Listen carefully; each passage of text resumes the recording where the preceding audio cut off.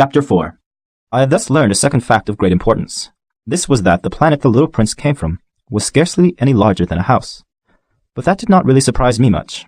I knew very well that in addition to the great planets, such as the Earth, Jupiter, Mars, Venus, to which we have given names, there are also hundreds of others, some of which are so small that one has a hard time seeing them through the telescope. When an astronomer discovers one of these, he does not give it a name, but only a number. He might call it, for example, asteroid 3251.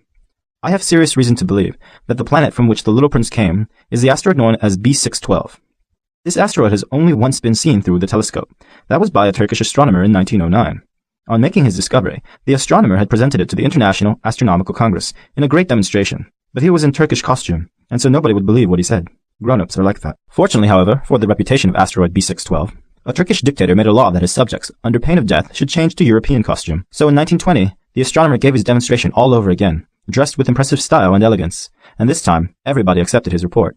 If I have told you these details about the asteroid, and made a note of its number for you, it is on account of the grown-ups and their ways. Grown-ups love figures. When you tell them that you have made a new friend, they never ask you any questions about essential matters. They never say to you, "What does his voice sound like? What games does he love best? Does he collect butterflies?"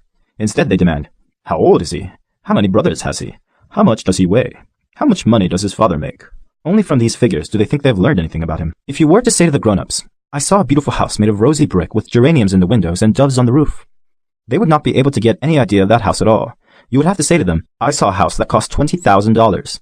Then they would exclaim, "Oh, what a pretty house that is." Just so, you might say to them, "The proof that the little prince existed is that he was charming, that he laughed, and that he was looking for a sheep. If anybody wants a sheep, that is a proof that he exists." And what good would it do to tell them that? They would shrug their shoulders and treat you like a child. But if you said to them, "The planet he came from is asteroid B612, then they would be convinced and leave you in peace from their questions. They are like that. One must not hold it against them. Children should always show great forbearance toward grown-up people.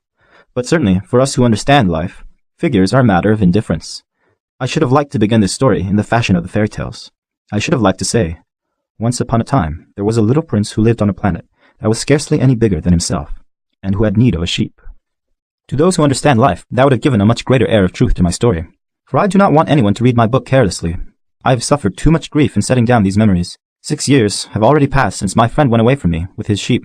If I try to describe him here, it is to make sure that I shall not forget him. To forget a friend is sad. Not everyone has had a friend. And if I forget him, I may become like the grown-ups who are no longer interested in anything but figures. It is for that purpose, again, that I have bought a box of paints and some pencils. It is hard to take up drawing again at my age, when I have never made any pictures, except those of the boa constrictor from the outside and the boa constrictor from the inside, since I was 6. I shall certainly try to make my portraits as true to life as possible, but I am not at all sure of success. One drawing goes along all right, and another has no resemblance to its subject. I make some errors, too, in the little prince's height.